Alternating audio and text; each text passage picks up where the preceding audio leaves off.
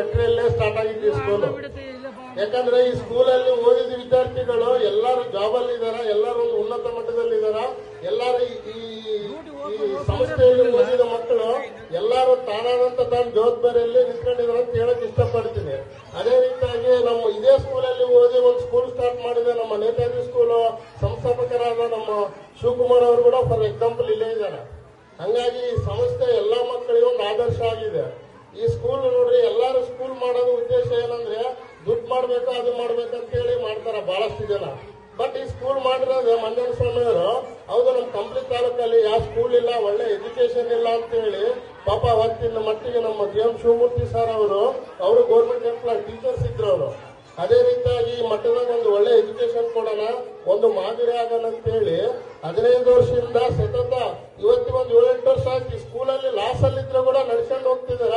ನಾವು ಮಂಜಣ್ಣ ಸ್ವಾಮಿ ಅವರಿಗೆ ಧನ್ಯವಾದಗಳು ತಿಳಿಸ್ಬೇಕು. ಯಾಕಂದ್ರೆ ನಮ್ಮೂರಲ್ಲಿ ಸ್ಕೂಲ್ ಇದ್ದು 15 ವರ್ಷದಿಂದ ನಡೀತಿದೆ. ಯಾಕೆ ಬರ್ತಾ ಬರ್ತಾ ಡೌನ್ ಆಗ್ತದಂತಂದ್ರೆ ನಮ್ಮಲ್ಲಿ ನಾವು ನಮ್ಮ ಇದ್ದೂರು ಬಿಟ್ಟು ಬೇರೊಬ್ರು ಚೆನ್ನಾಗಿದೆ ಅಂತ ಹೋಗ್ತೀವಲ್ಲ, ಅದು ತಪ್ಪು. ಯಾಕಂದ್ರೆ ಈ ಸ್ಕೂಲಲ್ಲಿ ಓದಿದ್ದು ಚರಿತ್ರೆ ಐತಿ. ಎಲ್ಲಾ ಮಕ್ಕಳು ಎಷ್ಟೋ ಜನ ಸ್ಟೂಡೆಂಟ್ಸ್ ಔಟ್ಪುಟ್ ಆಗಿದ್ದಾರೆ, ಗೌರ್ಮೆಂಟ್ ಎಂಪ್ಲಾಯೀಸ್ ಆಗಿದ್ದಾರೆ, ಫಾರಿನ್ ಅಲ್ಲಿ ವರ್ಕ್ ಮಾಡಿದ್ದಾರೆ, ಬೆಂಗಳೂರಲ್ಲಿ ವರ್ಕ್ ಮಾಡ್ತಿದ್ದಾರೆ, ಎಲ್ಲೆಲ್ಲೋ ವರ್ಕ್ ಮಾಡ್ತಿದ್ದಾರೆ. ಬಟ್ ಏನಂದ್ರೆ ಈ ಸ್ಕೂಲಿಂದ ಮಹಿಮೆ ಇದೆ. ಹಂಗಾಗಿ ನಾವು ಎಲ್ಲ ಇಡೀ ಊರಿಂದ ಏನೈತಲ್ಲ ಆಲ್ಮೋಸ್ಟ್ ಒಳ್ಳೆ ಎಜುಕೇಶನ್ ಇದೆ ಈ ಸ್ಕೂಲಲ್ಲಿ, ಒಂದು ಸಿಸ್ಟಮ್ ಇದೆ.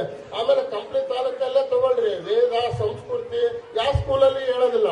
ಈಗ ವೇದ ಸಂಸ್ಕೃತಿ ಹೇಳಕ್ಕೆ ಸೋಮವಾರ ಇಟ್ಟಿದ್ದಾರೆ. ನಾವು ವಿದ್ಯಾರ್ಥಿಗಳು ಫಸ್ಟ್ ಕಲಿಬೇಕಾಗಿರೋದು ವೇದ ಸಂಸ್ಕೃತಿ ಶಿಸ್ತಿನ ಪಾಠ.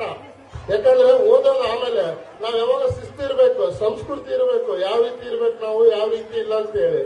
ಅದೇ ರೀತಿಯಾಗಿ ಈ ಸ್ಕೂಲಿನ ಟೀಚರ್ಸ್ ಆಗಿರ್ಲಿ, ಶಿಕ್ಷಕರಾಗಿರ್ಲಿ, ಎಲ್ಲರಾಗಿರ್ಲಿ, ಬಟ್ ನಮ್ಮ ಮಕ್ಕಳು ಅಂತೇಳಿ ಹುಡುಗರನ್ನ ಜವಾಬ್ದಾರಿ ತಗೊಂಡು ಹೇಳ್ಕೊಡ್ತಾರ.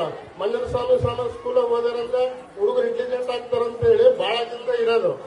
ಅದೇ ರೀತಿಯಾಗಿ ವಿದ್ಯಾರ್ಥಿಗಳು ಹೇಳಕ್ ಇಷ್ಟಪಡ್ತೀನಿ ನಾನು ಈ ವೇದಿಕೆಯಲ್ಲಿ. ವಿದ್ಯಾರ್ಥಿಗಳು ಯಾವಾಗ್ಲೂ ನೋಡ್ರಿ, ಗುರು ಇಲ್ಲಿದ್ರೆ ಗುರಿ ಮುಟ್ಟಕ್ಕಾಗಲ್ಲ. ನಾವು ಗುರುನೇ ನಂಬಬೇಕು. ಸ್ಕೂಲ್ ಅಂದ್ರೆ ಏನೋ ಒಂದು ಶಿಸ್ತು ಪಾಠ ಎಲ್ಲ ಕಲಿಸ್ತೈತೆ. ಯಾಕಂದ್ರೆ ನಾವು ಶಿಸ್ತಾಗಿದ್ರೆ ಏನ್ ಬೇಕಾದ್ರೂ ಮಾಡಬಹುದು. ಅದೇ ರೀತಿಯಾಗಿ ಒಳ್ಳೆ ಎಜುಕೇಶನ್ ಗುರು ಕೊಡ್ತಿರ್ತಾನೆ.